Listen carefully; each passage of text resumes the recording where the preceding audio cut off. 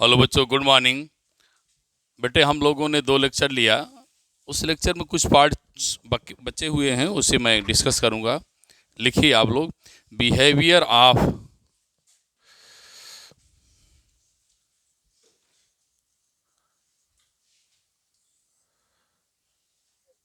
Behaviour of plane wave front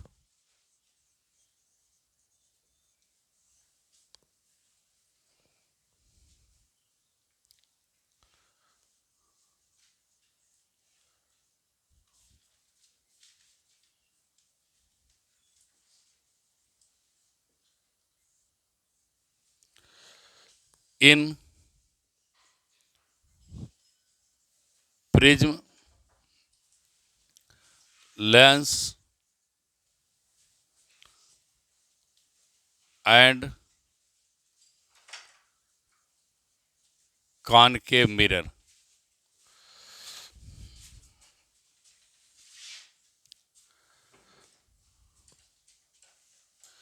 देखिए ध्यान से, बोर्ड में आए हुए क्वेश्चन है, इसको ध्यान देखना है। लिखा है प्लेन वेव फ्रंट कैसा बिहेवियर करेगी इन माने में, प्रिज्म में, लेंस में, कॉनकेव मिरर में। जैसा कि मैं लास्ट लेक्चर में बता चुका हूं कि light in the form of wave also as well as ether के फॉर्म में चलती है और उससे ट्रांसफ़र होती है ईथर के फॉर्म में। किसी भी सब्सटेंस से जब लाइट ट्रेवल करती है वह ईथर के फॉर्म में चलती है। तो हम लोग को बेटा देखना है कि वेव फ्रंट इन प्रिज्म, तो आप प्रिज्म बना लें।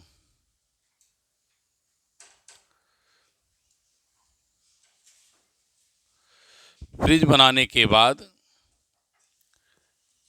एक प्लेन वेव फ्रंट ले लें। जैसा हम आप पढ़े हुए हैं, प्लेन वेव फ्रंट बनती कहाँ से हैं? जब सोर्स इन्फिनिटी पर हो। सोर्स कहाँ पर रहेगा? इन्फिनिटी पे। सोर्स कहाँ रहेगा? इन्फिनिटी पर रहेगा। बेटे, इसका बिहेवियर ये है कि जब फेस से टकराता है इसके पाथ में चेंजिंग नहीं होती है, लेकिन इनका शेप जब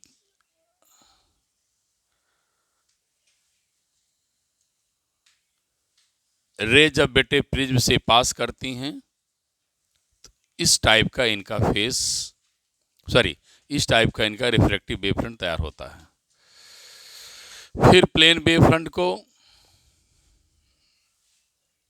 लेंस पर इंसिडेंस कराइए। ये हम सारे बच्चों को पता है। प्लेन वेव फ्रंट से परपेंडिकुलर रे निकलती हैं। रे किसे कहते हैं? जिस डायरेक्शन में वेव ट्रेवल करती है उसे हम रे कहते हैं। जब लेंस पर पड़ेगी बेटे, तो रे लेंस पर पड़ने के बाद अपने उसी शेप में आएगी जिस शेप में लेंस बिहेवियर करता है, वह सबको कन्वर्ज करेगा। तो ये आपका wave front, reflected wave front तैयार हो जाएगा। चूंकि दूसरे माध्यम जा रहा है तो क्या लिखेंगे? Reflected wave front. आप एरो बना देंगे इसको। ये लेंस के साथ जब ये रे लेंस के वेव फ्रंट जब लेंस से पास करती हैं तो इस रिफ्लेक्टेड वेव फ्रंट तैयार होती है। जब ये प्रिज्म से पास करता है तब भी रिफ्लेक्टेड वेव फ्रंट तैयार होता है बेटे। लेकिन जब हम मिरर लगा देंगे, फिर वेव फ्रंट लेंगे, ये सोर्स इन्फिनिटी पे है इसलिए प्लेन वेव फ्रंट बनता है। यहाँ से सबको पता है रिफ्लेक्ट होगा, फिर यहाँ से सबको पता है रिफ्लेक्शन होगा, सेंटर से फोर्स ये आपको मिलेगा। तो फिर हम क्या करेंगे बेटे, जो नया वेव फ्रंट तैयार करेंगे, चूंकि रिफ्लेक्शन हो रहा है, इसको लिखेंगे क्या, रिफ्लेक्टेड वेव फ्रंट। ये प्रिज्म के through wave behaviour of plane wave front in prism में कैसा व्यवहार करेगा, वो अपने शेप को करेगा, लेंस में कैसा व्यवहार करेगा, कॉनकेव मिरर में कैसे पड़ेगा। जब बेटे वो प्रिज्म पर इंसिडेंट करेगा तो अपने शेप को इस प्रकार से करेगा, पैरेलल चलते हुए पैरेलल ही चलेगा, बस वो इंक्लाइंड हो जाएगा। जब ये लेंस पर पड़ता है तो ये कन्वर्ज करेगा, लेंस रे को कन्वर्ज करेगा, उन वेव को कन्वर्ज करेगा, फिर उससे जो वेव जनरेट होगी, सरफेस बन के तैयार होगा, उसका नाम है रिफ्लेक्टेड वेव फ्रंट है। थर्ड केस क्या है, मिरर से है बेटे। मिरर सबको पता है, रे को कन्वर्ज करता है, सेम मीडियम में करता है, तो मैंने सेम मीडियम में कन्वर्ज करा लिया, क्योंकि लौटा रहा है इसलिए इसका नाम क्या हो जाएगा, रिफ्लेक्टेड वेव फ्रंट बना डालिए।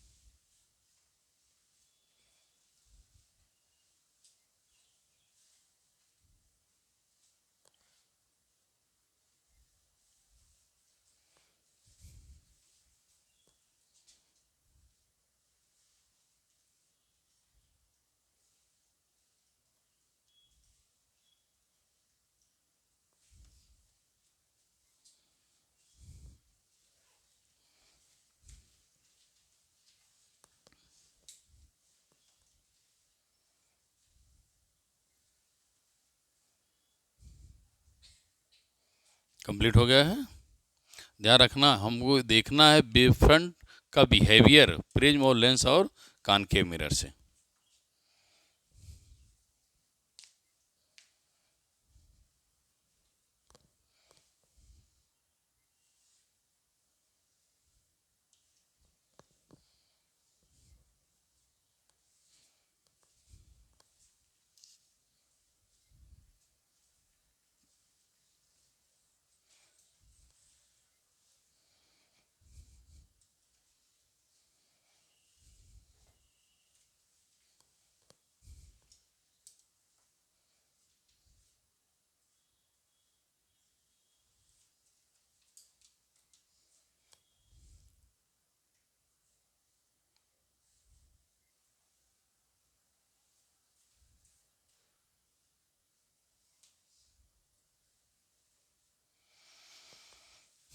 अगला टॉपिक है जो कि बोर्ड में बहुत इंपॉर्टेंट है,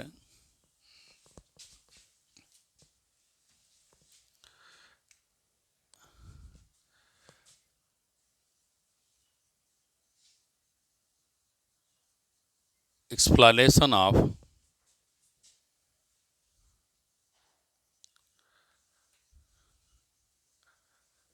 reflection of light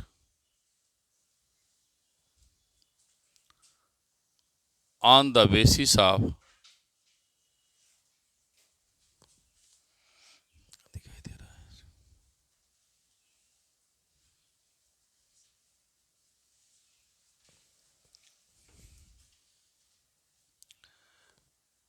explanation of reflection of light on the basis of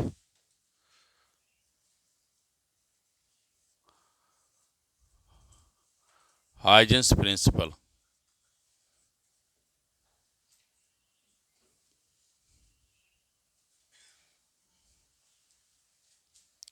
Huygens principal.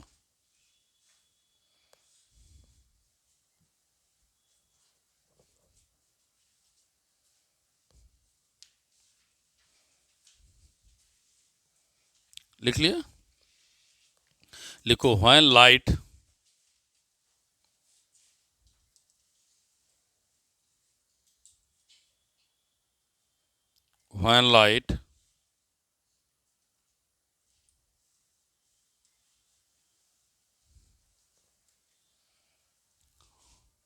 transmitted in a medium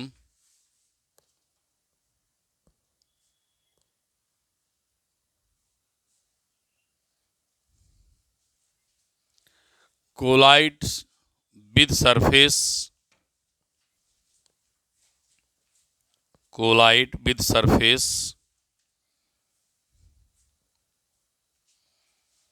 and return to same medium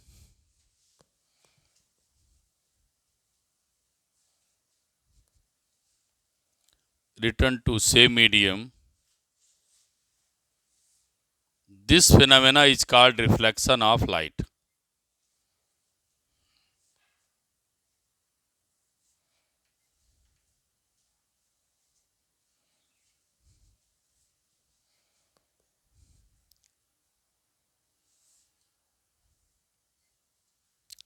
Reflection of light.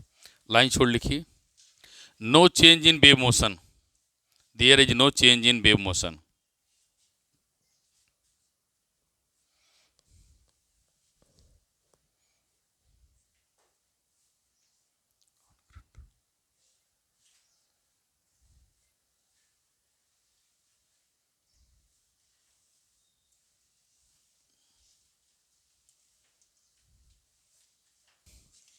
बेटे एक्सप्लेनेशन ऑफ रिफ्लेक्शन, तो पहले मैं reflection की definition बता दिया। Phenomena bouncing back of light in same medium is known as reflection of light. तो यहाँ क्या था कि मैंने थोड़ा सा लैंग्वेज चेंज कर दिया, रे ऑप्टिक्स वाला तो यही लिखाया हूँ मैं। Phenomena of bouncing back of light in same medium is known as reflection.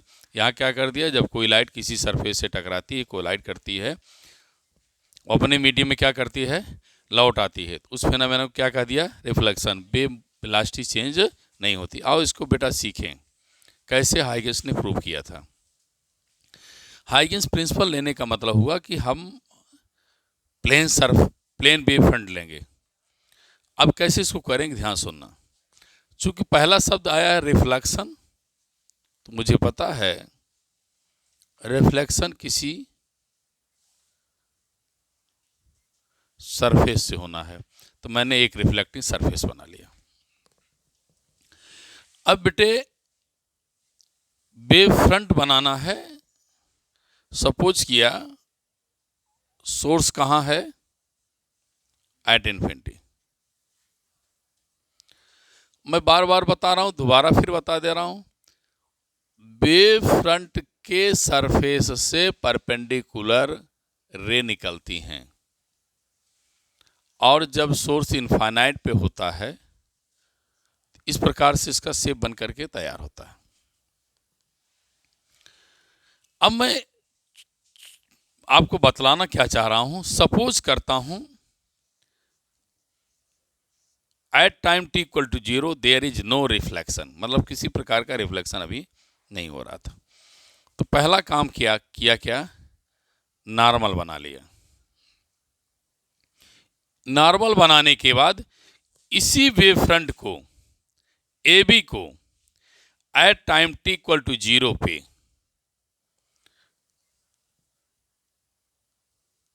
इस वेव फ्रंट को ला करके मैंने आई एंगल पर इंसिडेंट करा दिया। अब बताओ बेटे, जब ये परपेंडिकुलर चल रही हैं तो जितना angle plane surface plane wave front surface plane wave front incline करेगा, उतना इनके एंगल में भी चेंज आएगा। रे जो परपेंडिकुलर चल रही थी, ये हमारा surface plane wave front incline करेगा तो इन भी इंक्लाइन कर जाएगा।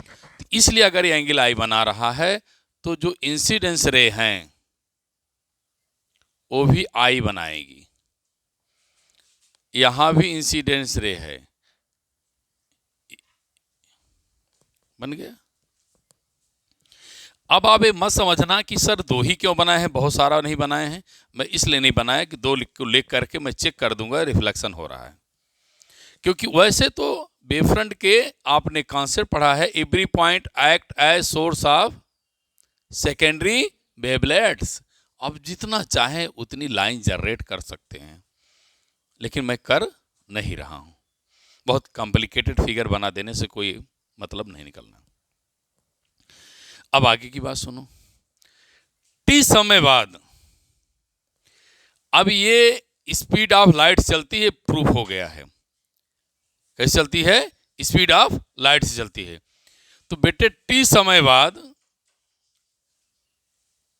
बाद डिस्टेंस इक्वल टू क्या? Velocity into time. टी समय बाद वेव पहुंचती है कहां? इसको मान लो क्या? A B. इसको माने क्या? A B. तो ए आप यहां पहुंचा देंगे, ये क्या बनेगा? A dash. ये क्या बनेगा आपका? ये ऐसे माने, सॉरी ये बी है तो इसको क्या मानो?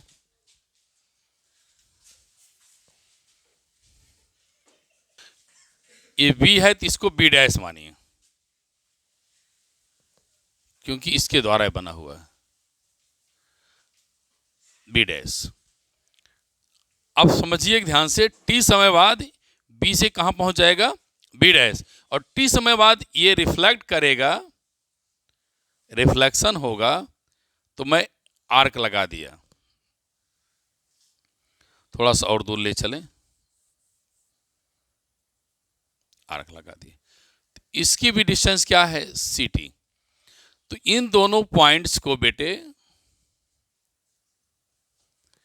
ये ए है तो इसको ए डैश मान लो, इन दोनों पॉइंट्स को मिलाएंगे तो इस वेवफ्रंट का नाम है इंसिडेंट वेवफ्रंट। चूंकि ये आफ्टर रिफ्लेक्शन मिल रही है, लौटने के बाद, ये क्या हो जाएगा आपकी? Reflected wavefront. टी समय बाद यहां पहुंचेगी और टी समय बाद कहां पहुंचेगी? बी डैश पे। ये कहां पहुंचेगी? ए डैश पे। अब ये जो आपका एंगल बन करके तैयार होगा, आर से बनेगा, क्योंकि ये रिफ्लेक्टेड वेवफ्रंट है तो आर बनेगा, फिर ये आगे लौट जाएगी। और ये बार बार मैं बताया हूं, सरफेस से कितना एंगल बनाएगी? 90। आगे रिपीट कर रहा हूं बेटा, फिर समझिए आप। रिफ्लेक्शन, लाइट का अपने माध्यम में लौट आना रिफ्लेक्शन कहलाता है, जब किसी को रिफ्लेक्टिंग सरफेस से टकराती है। सेटिस्फाई। हाइगेंस प्रिंसिपल का यूज करना है तो हाइगेंस ने बताया था कि कोई भी वेवफ्रंट हो, उसका every point act as source of secondary wavelets. उस सरफेस का प्रत्येक बिंदु सेकेंडरी का क्या होता है? सोर्स होता है। तो मैंने पहले एक वेवफ्रंट लिया, इस वेवफ्रंट का प्रत्येक बिंदु सोर्स का काम करता है, लेकिन मैंने दो ही बनाया आपको समझाने के लिए। इस वेवफ्रंट को टी समय पर हमने क्या किया? नॉर्मल से आई एंगल बना दिया। ये नॉर्मल से इंसिडेंट को आई एंगल बनाया तो हमारा प्लेन वेवफ्रंट भी आई बना लेगी। अब देखिए इंक्लाइंड हो गई आई पे। ये कब है? जब टी इक्वल टू 0। इसका मतलब है हम ये मान रहे हैं कि कोई भी डिस्टर्बेंस नहीं हो रहा है, कोई भी रे निकल नहीं रही। टी समय बाद ये बी से जब बी डैश पहुंचेगा तो कितना डिस्टेंस कवर करेगा? डिस्टेंस को velocity into time. After then ये कहां पहुंचेगा? A dash. कितना समय लेगा? डिस्टेंस लेगा सी इनटू टी। हमने लिख दिया है दोनों का समय सेम है। टी समय बाद मैं दोनों को देखा कहां पहुंचता है। टी समय बाद बी कहां पहुंचा? बी डैश पे, आर्क लगा दिया। ए कहां पहुंचा टी समय बाद? ए डैश, आर्क लगा दिया। दोनों वेवलेट्स को क्या किया? टेंजेंट लाइन से जोड़ दिया, किसी लाइन से मिला दिया। जो लाइन बन करके, जो सरफेस बन के तैयार हो जाएगा, उसका नाम है रिफ्लेक्टेड वेव फ्रंट। अब बात आती है कि प्रूव किया जाए कैसे इसको। और ये ध्यान रखना, बार बार मैं बता रहा हूं, सोर्स कहां है? एट इन्फिनिटी पर है जो वेव चल रहे हैं। अब हमने दोनों ट्रायंगल का नाम लिया, triangle A B B dash, again A dash B dash, दोनों ट्रायंगल ले लिया। दोनों ट्रायंगल में ध्यान से देखा कि ए बी बी डैश में बी एंगल 90 है। उधर बेटे ए डैश 90 है, तो यहां लिखेंगे each of 90, each angle of 90।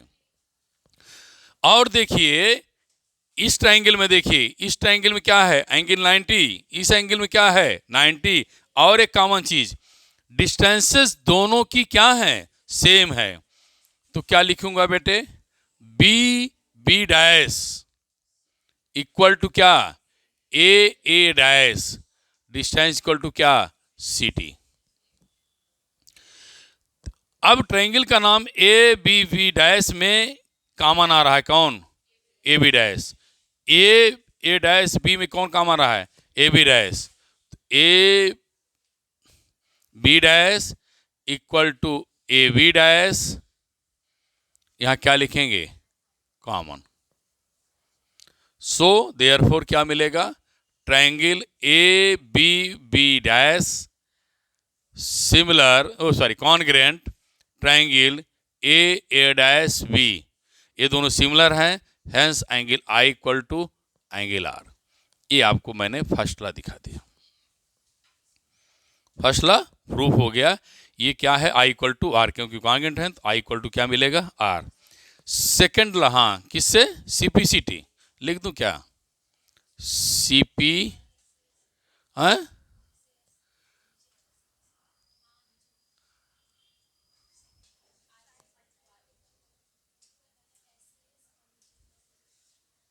Yes yes लिख दें, चलिए बस, चलिए ऐसे में कोई दिक्कत नहीं है। अब आइए, इसमें इंसिडेंस रे क्या है, इंसिडेंट क्या है, वेव फ्रंट है ए बी, रिफ्रैक्टेड रे क्या है, ए डैश और बी डैश, एंड प्लेन कौन है, ए बी डैश, लाइन कहाँ, हैं कहाँ पाए जाते हैं, प्लेन में ना। अरे भाई इंसिडेंट रे, रिफ्रैक्टेड रे ना, लाई इन कहाँ, प्लेन, ये भी incident ray, refracted ray and A B dash in a plane. Same plane लिख देते हैं, क्या करना है, ठीक है। इस प्रकार से आपने प्रूव कर दिया, कोई दिक्कत है, समझ में आ गया, कुछ टफ तो नहीं है ना, नोट करिए।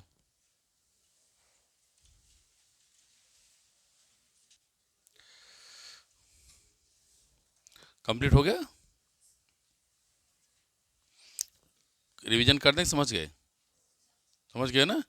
देखो टी इक्वल टू 0 पर जो वेव फ्रंट बना है, लिया गया, कंसीडर किया गया, क्या है, ए बी। तो मैंने ये देखा कि जो इंसिडेंस रे हैं वो कितना एंगल बनाती है, नॉर्मल से आई। अगर नॉर्मल से आई बनाएगी बेटा तो वेव फ्रंट भी आई बनाएगा। टी समय बाद जब टी इक्वल टू टी लिया तो बी कहाँ पहुँचेगा, बी डैश पे, ए कहाँ पहुँचेगा, ए डैश। तो टी समय बाद दोनों लोगों को देखा कि आप कहाँ कहाँ वेव हमारी पहुँची हैं, दोनों वेव कहाँ पहुँची हैं। तो ये डिस्टेंस इक्वल टू क्या, वेलोसिटी इनटू टाइम, फिर ये distance equal to velocity into time, और दोनों क्या किया, मिला लिया। तो टी समय बाद दोनों डिस्टेंसेस सेम मिलेंगी, क्यों, मैंने पहले लिखा दिया है, वेव वेलोसिटी क्या है, सेम है। और इनको बेटे टच कर दिया तो क्या बन गई, रिफ्लेक्टेड वेव फ्रंट बन गए। अब आइए सेकंड लिखो बेटा, एक्सप्लेनेशन ऑफ, यहां आप केवल क्या लिखेंगे, refraction.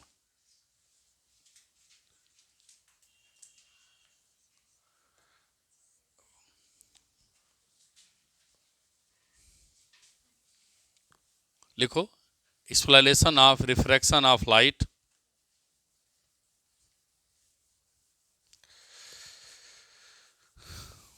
on the basis of Huygens principle. Huygens principle.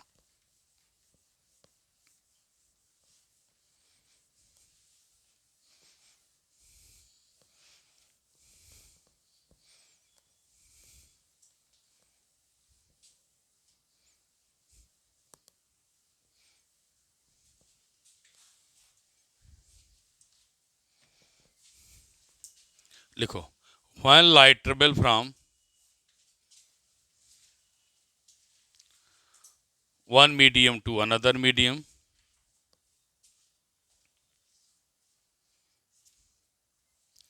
one medium to another medium, change its path,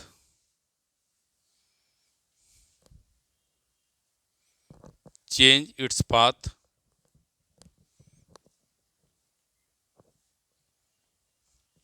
change its path,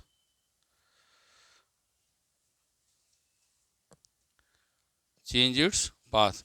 The phenomena is known as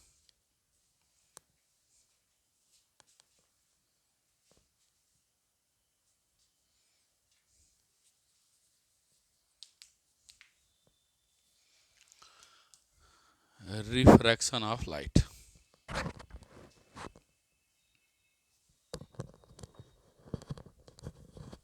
ठीक, आगे फिर लिखेंगे आप लोग, इसमें स्टार बनाकर की पॉइंट लिखेंगे।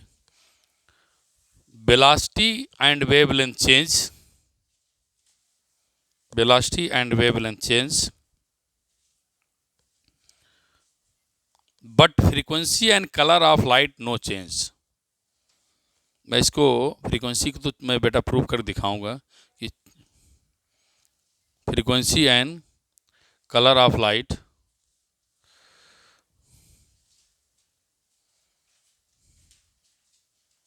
No change.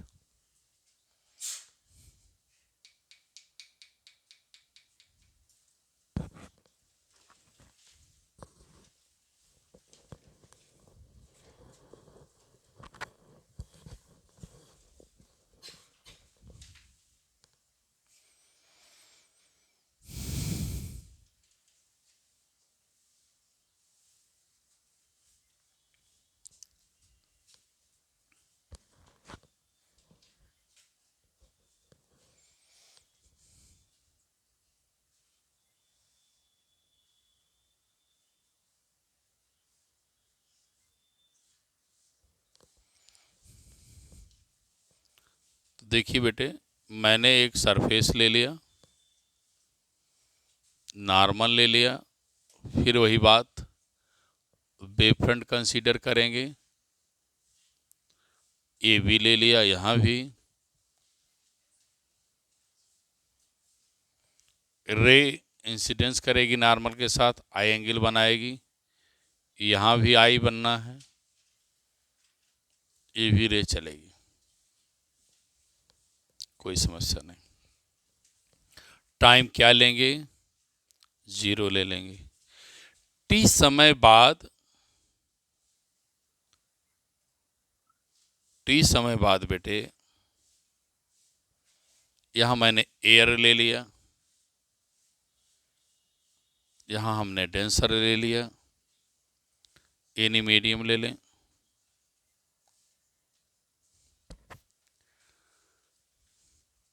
यहाँ की वेलोसिटी c ले लो, यहाँ की वेलोसिटी v ले लो, या आपकी इच्छा कहे v1 ले लीजिए, आपकी यहाँ वेलोसिटी इच्छा कहे v2 ले लो।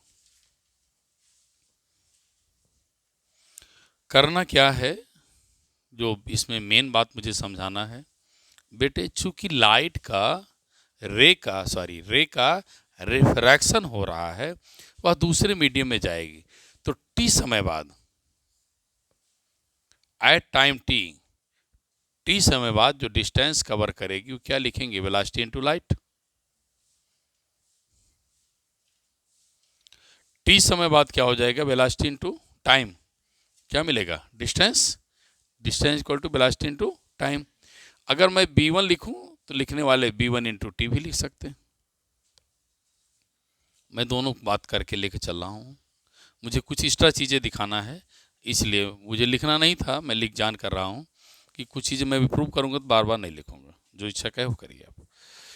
अब बेटे नॉर्मल बना रहेगा, तो टी समय बाद इसका मतलब हुआ एट टाइम टी पर बी से कहाँ पर पहुँचती है वेव, बी डैश पे। रे कहाँ पहुँचती है, बी डैश पे। और ए टी समय बाद velocity into time B T into T हो जाएगा। ये आर्क लगा दिए।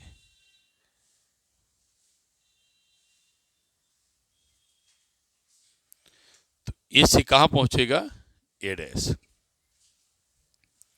तो बी से बी डैश पहुंच जाएगा, ए से कहाँ पहुंच जाएगा, ए डैश। लेकिन समय क्या है, सेम है। टी समय बाद मैं चेक कर रहा हूं। अब बेटे इस वेव फ्रंट का नाम क्या है, इंसिडेंट वेव फ्रंट। इसका नाम क्या हो जाएगा, रिफ्रैक्टेड वेव फ्रंट। ये एंगल क्या बनेगा आपका, आर मिलेगा। ये आपका 90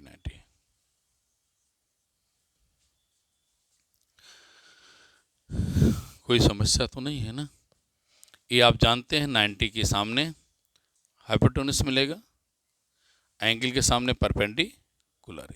ये आपका परपेंडिकुलर है, ये आपका हाइपोटेन्यूस है। ऐसी केस में ये आपका परपेंडिकुलर है, ये आपका हाइपोटेन्यूस है। अब बेटे triangle A B B dash sine I perpendicular B B dash upon hypotenuse A B dash. Sine theta क्या हो जाएगा, परपेंडिकुलर अपॉन हाइपोटेन्यूस। तो साइन आई, इसकी वैल्यू क्या है, सी टी। इसकी वैल्यू क्या है, ए बी डैश। फिर आइए आप triangle A dash B dash की बात करिए। ए डैश और बी डैश की बात हो रही। तो sine R perpendicular upon hypotenuse. Sine R क्या हो जाएगा, perpendicular upon hypotenuse. Sine R perpendicular क्या है आपका, B T upon A B dash.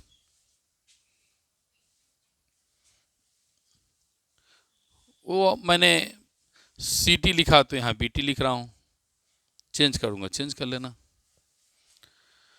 Equation first, equation second. Equation first divide by equation second.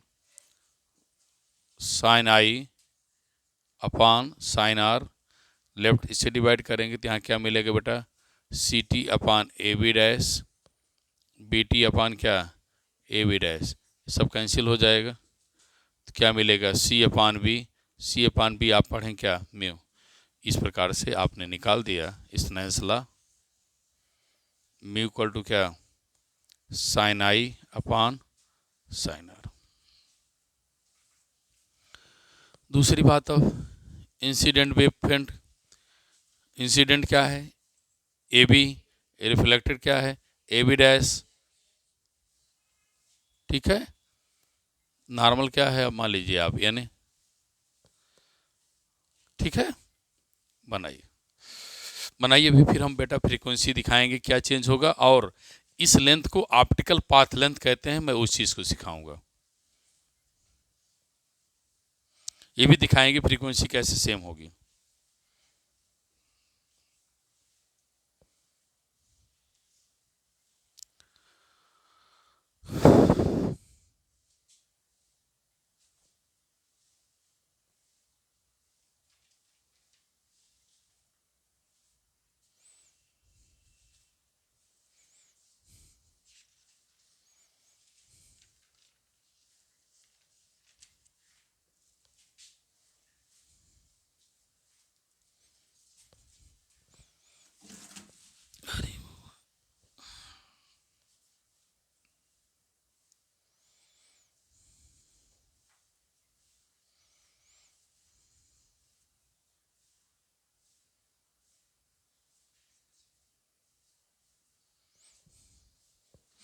थोड़ा सी स्वीट्स लिखिए आप लोग।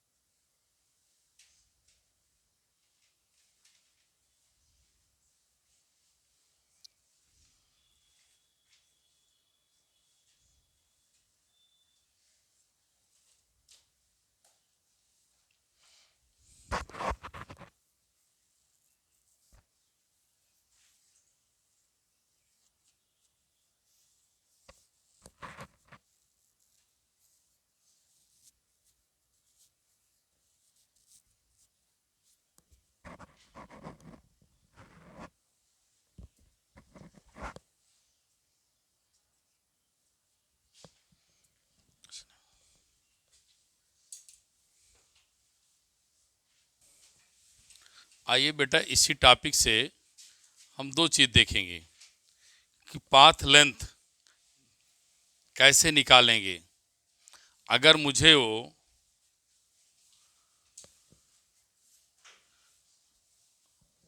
रिफ्रेडिक इंडेक्स दिया है तब, ठीक है। तो दो चीज़ देखेंगे और फ्रीक्वेंसी देखेंगे, कैसे फ्रीक्वेंसी सेम होती है। आओ बेटा देखो ध्यान से। हमने बी बी डैश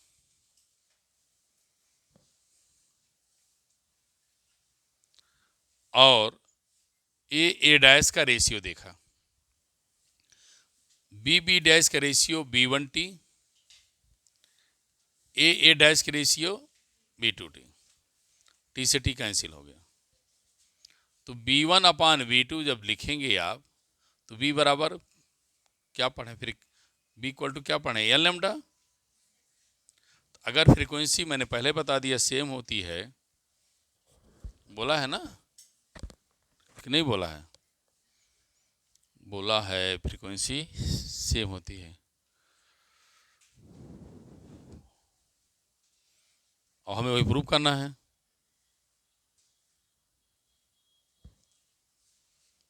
चलिए,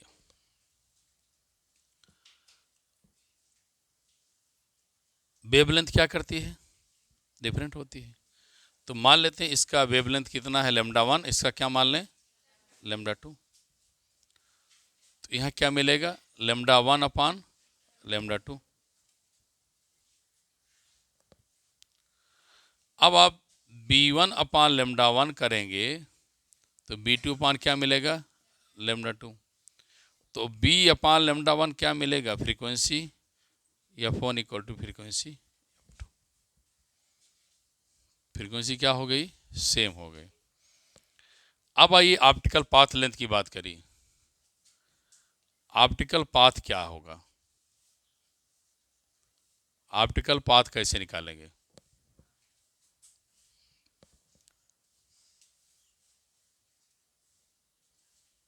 ऑप्टिकल पाथ कैसे निकलेगा, आपने बार बार पढ़ा, पाथ इक्वल टू क्या होता है, डिस्टेंस इनटू वेलोसिटी। टाइम की बात करो तो डिस्टेंस जब निकालेंगे आप, टाइम कैसे निकालेंगे, डिस्टेंस अपॉन वेलोसिटी इनटू क्या मिलेगा, c। और फिर बेटे b की बात करें तो आप लोग पढ़े हैं क्या, मी इक्वल टू C/B। तो b इक्वल टू क्या मिलेगा, C/मी इंटू क्या मिलेगा, c क्या हो जाएगा, कैंसिल। तो ऑप्टिकल पाथ लेंथ कैसे मिलेगी, रिफ्रैक्टिव इंडेक्स एंड डिस्टेंस।